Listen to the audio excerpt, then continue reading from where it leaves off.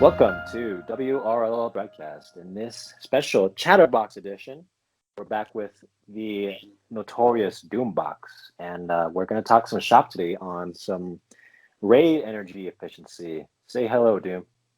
Hey everybody, how's it going?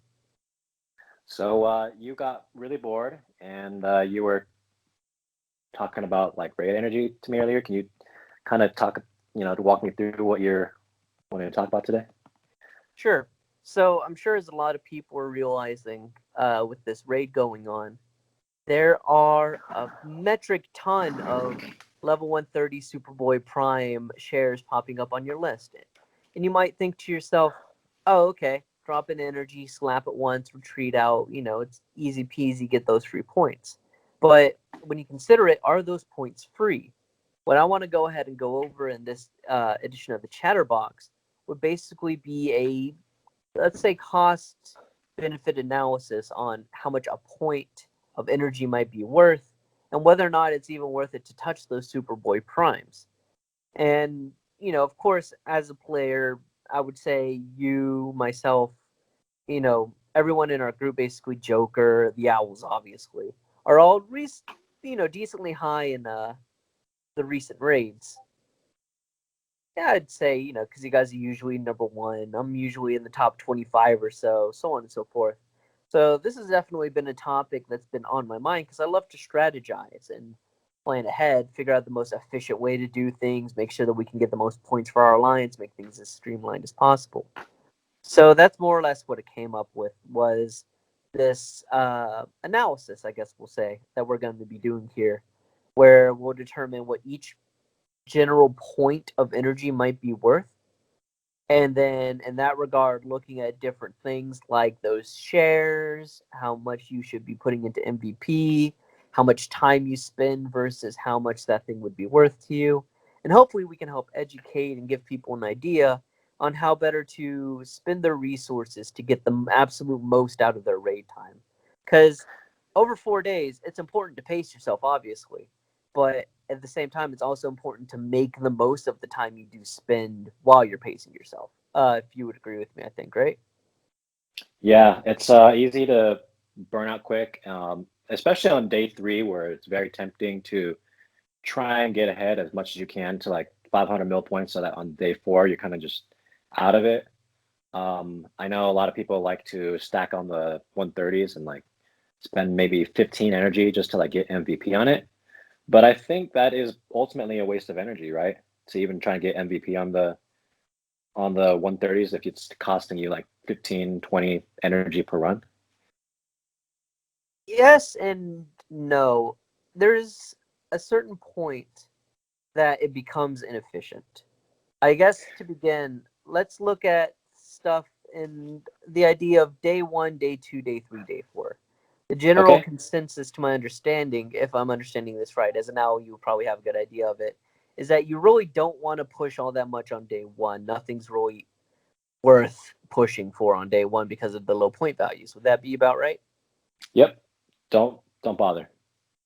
So on day two, that's usually when we start to get into the more efficient side of things. Things cost one energy and they're easily cleared with one energy, and you're netting the higher point values for that one energy spend. I think what the total cap out would be the level 30 something boss, and what it gives you somewhere in the range of about 100, 200,000. Yeah.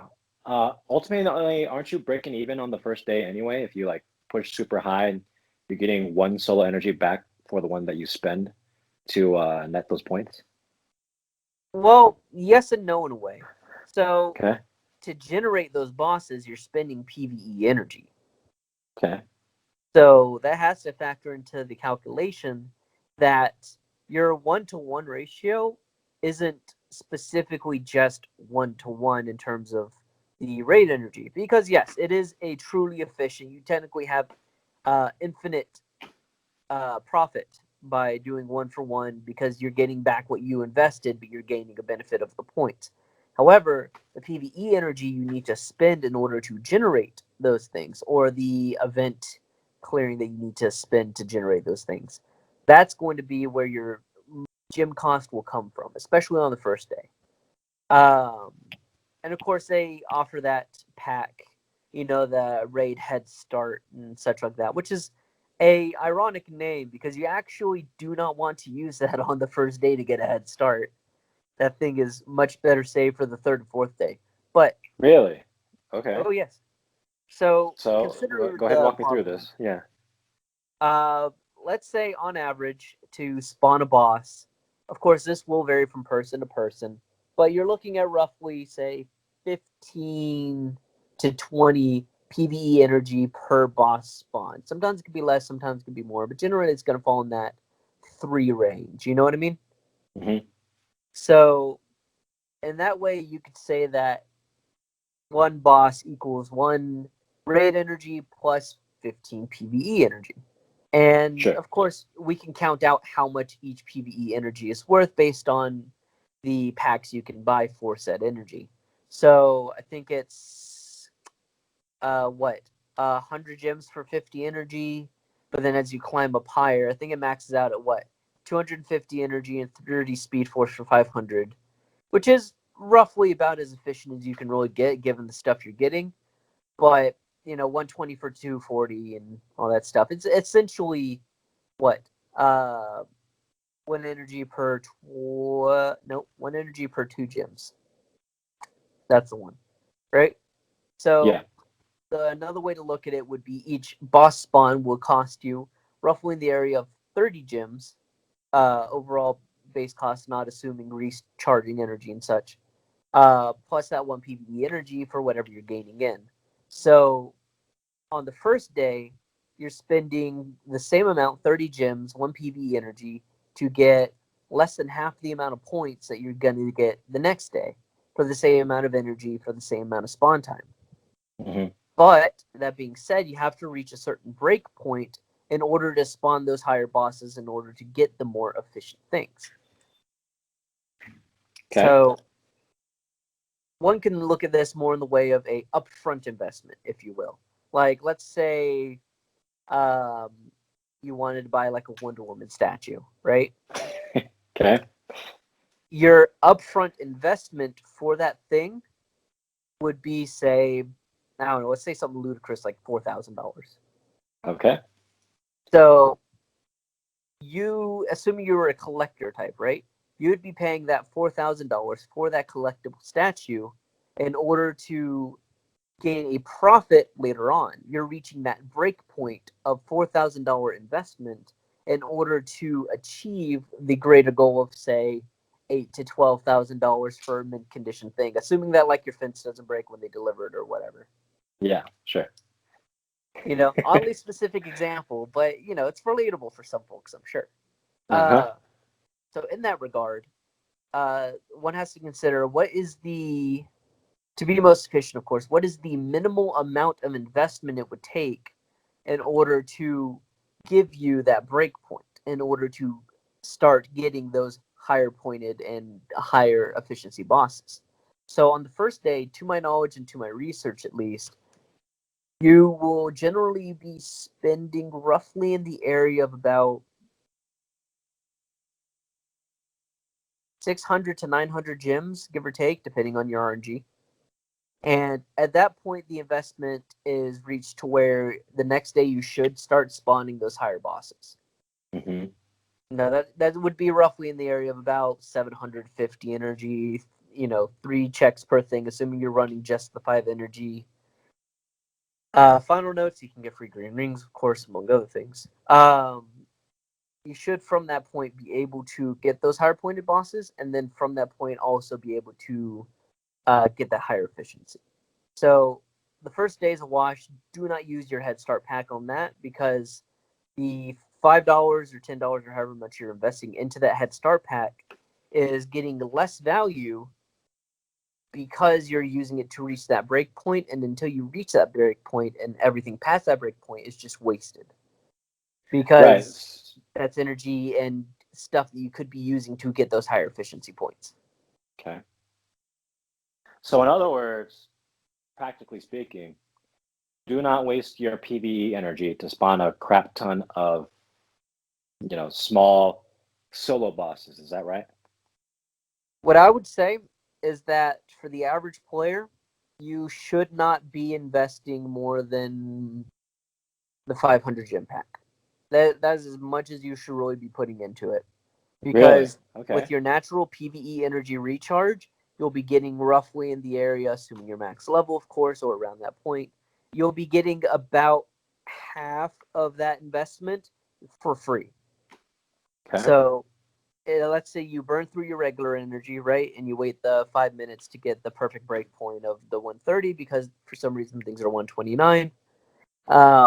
And then past that point, you invest in the 250, you run through, grind your bosses, assuming you hit that 3-point average mark, then waiting until the next day and then spending your 130 there, and then waiting until near the reset to spend your final 130, you should be able to reach that break point for the measly startup cost of 500 gems, which is chump change. We get like twice that much every week. Okay. So beyond that point, once you hit that more efficient break point on the second day, that is the point where you're going to be seeing much more return on investment. 1 energy and 30 gems no longer equals 9,000 points. It equals 200,000 points. So your best bet on the second day would be that's when you're going to want to do a small push. Nothing too crazy, obviously. You don't want to try to push a 500 mil on the second day. But that is the point where you can probably safely and comfortably get roughly from 500,000 to 1,000,000 points without any issues whatsoever, because everything's worth about 90,000-ish points, give or take, once you kill the bosses, I think. Somewhere in that range. Mm-hmm.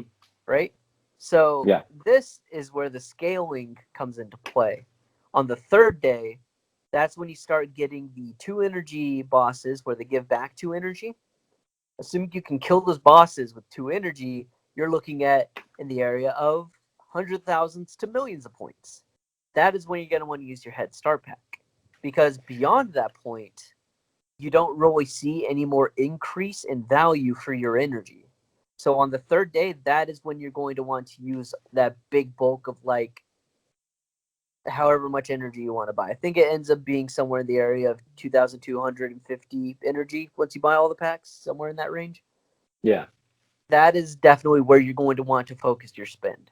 Now, keeping in mind, again, as you mentioned, pacing yourself is important, and that is true. The third day is where you're going to want to do a big push, but it's not where you're going to want to do all of your pushing. It is actually drastically more inefficient to do so because of the fact that, one, you're losing out on natural PvE energy regeneration, but also, two, you are going to face the problem that we discussed at the very beginning. There's going to be a lot of bosses that are going to be shared, and then it's going to come down to efficiency, hitting the bosses that you need when you need to hit them, and determining whether a boss is worth your investment to hit. So Mm-hmm. let's go ahead and pick up on Superboy Prime, the legendary guy, the big honcho, right? So Sure. I want you to guess, or maybe you know, when is the best time to fight Superboy Prime? What do you mean the best time to fight him? As in, like, Oh, the when best time is to it? fight him is when he's level 150. Yes Right. and no. You're close. Okay. So the best time to fight him is on the first day when he's at his lowest level because he is killable at 3 energy, which Oh, are is, you talking about the level 100 Superboy? yep, he Okay. still gives you 900,000 points, which is a pretty good sum, and it can become perfectly efficient provided you can kill him in one shot, which Okay. shouldn't be too hard for most people, though a lot of people are surprised he is infected by debuffs. And then, yes, at level 150, that is the other point where it is worth it to kill him, because the sheer amount of points that you get from doing so outweigh the energy efficiency cost that it takes to take him down to get MVP. Okay. So, with this in mind, let's say that a Superboy Prime pops up on your board and you notice that it's already taken halfway. Should you spend an energy on that? Yes? No. Is it yes or no? No. I'm gonna say no. That is correct. So, although it might be tempting because you think to yourself, one energy, that's easy money, 450,000 points, technically, you're taking a -1 energy. It's not one energy, it's you have to think of it in terms of the negatives. You're losing one energy to gain that many points. Now, in regards to that, a boss like a level 90 Lex Luthor, for example, costs 2 energy to beat. You can spend 2 energy and get MVP easily. Like you could probably run Gear 10s to get MVP on level, well, maybe not. Well, yeah, maybe. I don't know, 10.5, we'll say. You should be able to get MVP on Lex with that first 2 energy investment. Get him over half, right? My gear 10.5 all needs 3 energy, but he doesn't have like a very wide roster anyway. But yeah, so I can see a 10.5 player being able to beat. He's gonna have a hard time, it's gonna be RNG, but he's gonna come really close to using just 2 energy to beat a 90 Lex Luthor. But let's just say it takes 90, or let's just say typically in pass rate, it takes 2 energy to kill a 90 Lex Luthor, or a 90 boss, I should say, provided that you have a deep and wide roster. Okay, so I'll grant Yep. that. Well, actually, that's a genius transition. Let's actually even consider the 3 energy option, right? So for 3 energy, basically any player can guarantee an MVP on that, provided that they have any kind of developed roster and bonus tunes to some general degree, right? So Okay, the MVP on a level 90 Lex Luthor is, remind me, like what? I, I think it's 900k, I but think just the MVP is 900k plus the base value. You're looking at roughly 1.5 mil yeah, that sounds about per right. level 90 kill. So keeping that in mind, that extra cost of the 1 energy is worth twice as much to spend the 1 energy tapping Superboy Prime. That's not even including the fact that Superboy Prime is going to clog your list and all that other mess. It's a terrible time, right? Yeah. So one highlights the definite need for WB to install an option to clear things off of your list that you don't want to fight, or perhaps make separated lists. But also, two, goes to show that this idea, which I myself had as a beginning grader once upon a time, that, oh, well, I don't need to go out and spend PvE energy because I could just spend my 1 energy on this thing and then get 450,000 points, right? It might seem like an efficient idea because you're like, okay, well, I'm not having to buy PvE energy to do it. Well, the problem comes in the fact that one, beating the MVP will award you some PvE energy, but also two, that the cost for the PvE energy doesn't change day by day. It's still roughly going to cost you 30 gems to summon it, right? And when you look at raid energy costs you roughly in the area of, what is it, like 20 for 500 gems, something in that range? Hmm. So raid energy itself is just naturally more costly than PvE energy is. It will cost you less to summon a boss, spend an extra energy to kill him, than it would for you to spend the 1 energy just to play Superboy Prime. So, of course, with that in mind, if you see Superboy Prime on your board, I would advise just not touching it. Unless you know for a fact you can get MVP somehow with the ×3, I wouldn't even bother. Okay. Um, Now, let's say that you spawn a Superboy Prime, right? The question you Yeah. have to ask yourself is, one, obviously these middle 2-day Superboy Primes aren't really efficient to do, but if you can bring him to MVP at 3/4, we'll say, right? Hmm. So, of course, generally speaking, most people think, okay, well, to get MVP, I have to do half. Not necessarily, you just have to do more damage than everyone else. And when raids get shared 99 times, it's actually not that hard to pull MVP just by getting them to 3/4. Here's the conundrum that I'm looking at here. Yeah. You're telling people don't waste your 1 energy because typically when you share a boss, a lot of people just hit and run. Yeah. They spend their 1 energy, they hit it, and then they run it, or they run Yes. away. Now, here's the thing. You telling people, hey, don't hit and run, that's a waste of energy. Well, now everyone's got boards full of, clogged boards of 130, 100, 130 Superboy Primes that are not going to die, and people just aren't going to do it. So what do you do? So what I personally do, and this is my personal strategy, but you guys are welcome to use it. I am a speedrunner by trade. I speedrun different games. I'm always looking for the most efficient way to do things. Do not fight bosses on a 1 by 1 level. Like if you see, level 90 Lex Luthor popped up, don't fight it immediately. Fight later, keep farming, keep filling up your board. Because what you can do is those Superboy Primes can only spawn provided you have the board slots to sustain that. If you flood your own board with bosses specific just for you, then the Superboy Primes have minimal space to fill in those slots. You actually I see what you're saying. When someone hits share, it will actually skip over your thing because it'll say, this person's already full, we cannot share it, move along to the next person. Right? Oh, okay. So now then becomes someone else's problem, not yours. Exactly. So what I would recommend doing is flooding your board with as many personal bosses as you can, right? And if you have a few Superboy Primes, that's fine. It happens, whatever, right? And then plow through them all at once, as many as you can, as fast as you can, right? Okay. And even if you have to spend the 1 extra energy to do so, to, go through clearing it, that's fine. If you want to spend the 3 energy to make sure you get that MVP and get it off your board immediately, it's perfectly fine. Go ahead and do that. That's A-okay. So the practical takeaway is spawn as many personal bosses as you can to avoid getting touched by Superboy. If he touches you, then it's whatever. Move on. Spend 1 energy if you must, but otherwise, just kind of avoid him. Right? Yeah. Okay. So that's gonna be a pretty hard feat to do, but yeah, I see what you're saying. So on top of that, right, there's another benefit to flooding your own personal board, which is the fact that you more or less have direct control over which bosses you fight and when you fight them.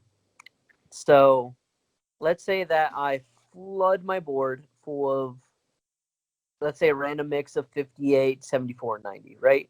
And let's say I have like 3 Superboy Primes in there. What I can do is completely ignore the Superboy Primes because those things are inefficient wastes of time, and go through and clear out the lower valued ones first, right? Because those are the ones I can clear the fastest, get in, kill them off, get back out, right? As soon as I clear off those 54s and those 72s, I go immediately back into story mode and refill my board, right? Until I get a full board of 90s. Then from there, I do my best to clean up about half of the 90s, go back out and refill again. Obviously, hit the ones that are going to decay first, so that way you're not just randomly losing points. But in doing so, you keep your board perpetually more or less full of high point, high value targets, while quickly clearing out the targets that are less valuable to make room for more personal bosses. Because in terms of efficiency, you're going to want to hit as many bosses as possible, as fast as possible within that time frame, in order to ensure that you don't get flooded by Superboy Primes. So rather than, say, loading up one fight, fighting that one fight, going through the menu, going through the raid menu, going through the main menu, going through campaign, hitting the thing, doing it again, that wastes so much time that you're going to end up with like 12 Superboy Primes who aren't yours on your board. That's going to mess up your stuff. Instead, sit in campaign, mash that button, fight later, mash that button, fight later, mash that button, fight later, until you have an idea of roughly how many you have, right? Like, go until you hit a point of about 5 or 6 times and nothing pops up. At that point, go into your list, clear out the stuff, keep as full of a list as you can in order to prevent those inefficient things from popping up. And that is how you're going to find probably the most success. Now, let's say that time goes on and then you start accruing like 10 Superboy Primes. Some of them yours, some of them someone else's, right?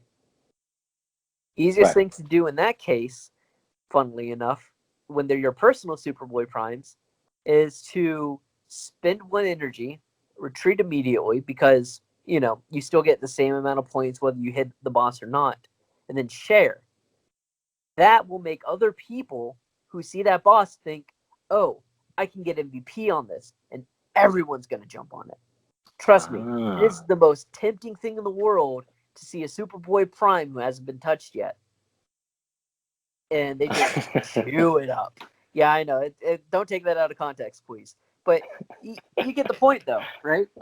Yeah. Because, you have to spend the point to get him off your board eventually anyways. But you have a much higher likelihood of him quickly getting off your board, and you quickly getting that return. If you bait a whale into actually beating it up. Exactly.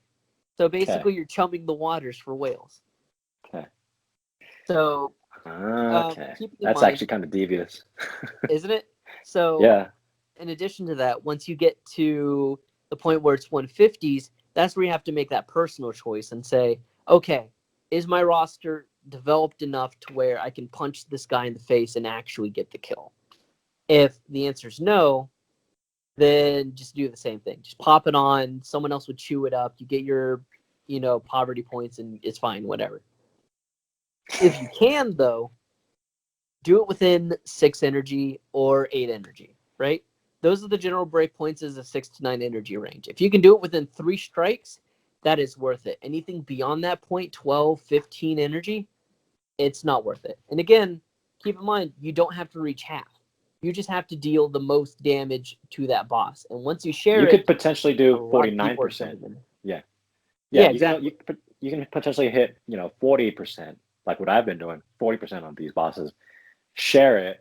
Some sucker's going to try and, do 50%, but because there are like 20 other people on the boss, he's not getting that 51%. Everyone's going to be trying to do that 60%. And that's the reason why sharing them at high health is usually the most efficient way to do it, because everyone's going to see that boss and everyone wants to get that boss. You know? Yeah. So that is 100% the way to do it. Because I saw a boss earlier that had 137 people on it, right? Yeah. But because it was shared under half health, no one was fighting it. Everyone just took little pot shots at it, left, and that boss actually expired. And I think that is the fault of the person who shared it under 50%. Because if there's no MVP, what's the point? There's no point in spending on it, right?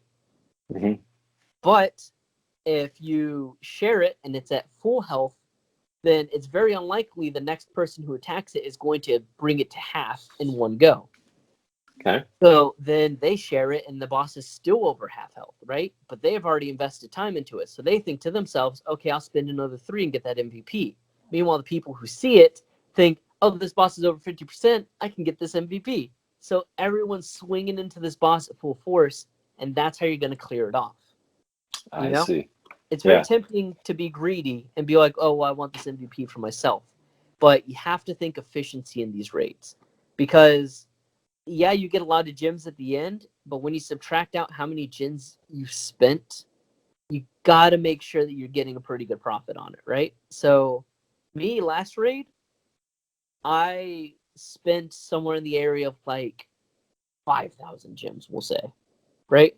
And yeah, that's typically, okay, go ahead. Because my alliance got top 25, which is just top 50 prizing anyways, we got 12,000 gems back. But for me, it was only like 7,000 gems because I had already spent 5,000 of those. And so I played at a level that would have been just as profitable as if I had spent nothing and gotten like bottom 500,000 or whatever. You know what I mean? Yeah. This raid, I'm approaching it with this new tactic, and I bought the little raid head start pack just because I was bored. But I've spent about 3,000 gems, and I'm probably gonna hit 500 mil this raid, which is nice because I don't usually hit it because I don't usually care. So I might be able to hit 500,000 and only spend about 4,000 gems, maybe at the most. 500,000 or 500 mil? 500 mil. Oh, okay. So you can go all the way to the 70 milestone. Okay. Because when you're playing with efficiency in mind, you're minimizing your costs while maximizing your gains. So, but none of your advice applies to the sweaty tryhards who try and place top 10, top 1 alliances, right? it can, but it also can't. So usually those people have developed rosters to the point where efficiency just goes out the window. They just kill everything no matter what. You know? Like, Yeah. I have one of my friends who's, I'm going to leave his name out of here for, the sake of anonymity, who is out there killing bosses that would take 2 energy with 1 energy. He's actually gaining energy on some of these bosses. Okay. He's like Yeah. one timesing in and then getting energy back. So for him, nothing I'm saying really matters because he's not just efficient, he's beyond pure efficiency, weirdly enough to say. So for folks like that, it's maybe a little less practical. But for the average player who maybe isn't looking to spend 5 or 6 or 10,000 gems to get up there in level, this advice is probably pretty practical for them. Because for these players, the free-to-play players who have limited gym access, or the dolphins who maybe don't spend as much as the whales and they don't really want to blow an entire stack of gems on this just to get up there, right? Mm-hmm. None of this, or most of this advice is going to more apply to them, making sure that they have what they need to take those resources that they do have, the limited resources, and make the most of those resources. Now, there is one thing that we haven't really addressed yet, and that's alliance bosses.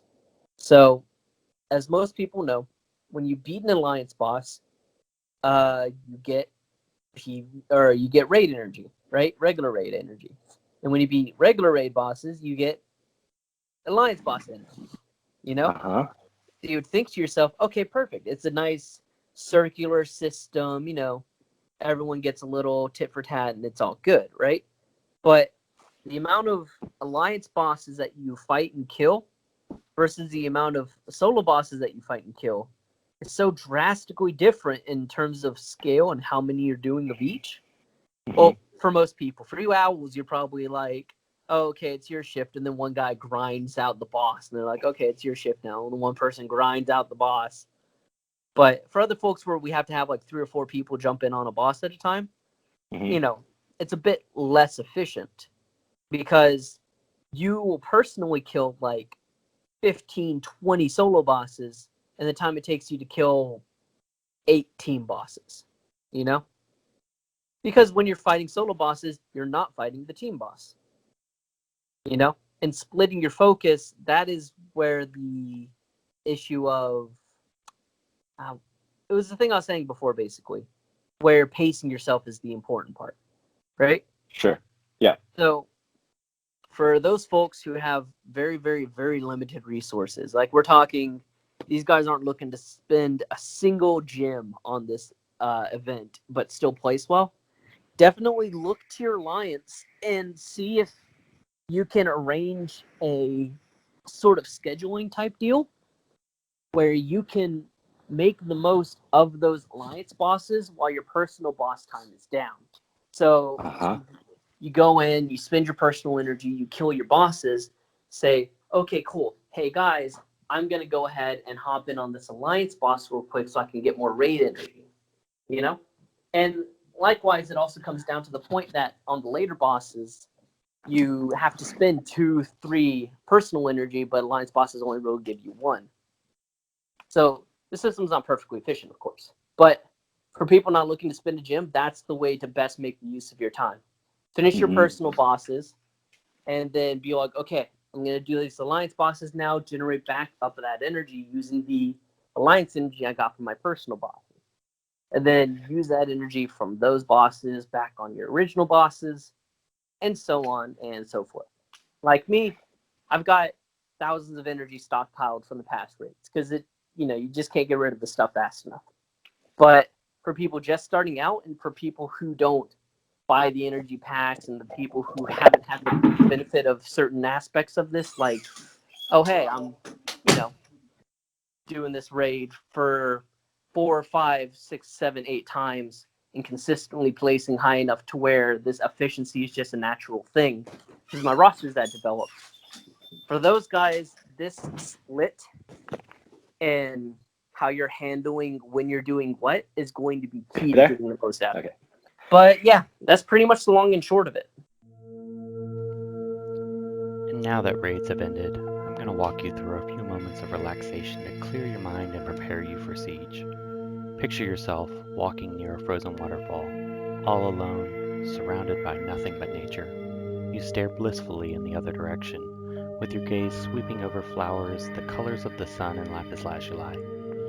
Just when the stressful thoughts of Power Gold taunting creeps into your mind, you see Papa Doombawkz sitting comfortably next to you with the reminder that Batman TDK will be there to help you. You relax at the sound of the calm ocean waves crashing against the shoreline. Your thoughts are once again pulled into a dark place where Robin sits behind invisibility. But Kage is there, leaping from his lifeguard station and tossing you the life raft of Azrael in true sight. He reaches down and cradles you safely in his arms. You drift comfortably back into a light sleep, and Kage whispers to you. I have a banana in my mouth. Okay. Well, my time is running short, so I hope that our listeners found this pretty helpful. I got no more other words to say other than thank you, Doom, for imparting your F2P wisdom upon us. Yeah, it's no problem. I wouldn't call myself free to play, but I'm definitely looking for the best ways to spend as little as possible. Because, I obviously don't want to be a whale. I can't afford that kind of commitment. Yeah, well, I'm in the same boat. I didn't want to RP5 my, characters and spend a monumental amount of money just to stay top 1500. You know what I mean? Yeah. But we should just start streaming. Those guys make all the money. They really do. We should drop the WROL broadcast podcast, leave that as a relic of the past. Yeah, it had its time, but there's better ways to do things now. We had the wheel, but now we have the car. Yeah. So why waste time with this podcast anymore, right? Yeah, exactly. I mean, what are we even still doing here? I could be setting up my live stream right now.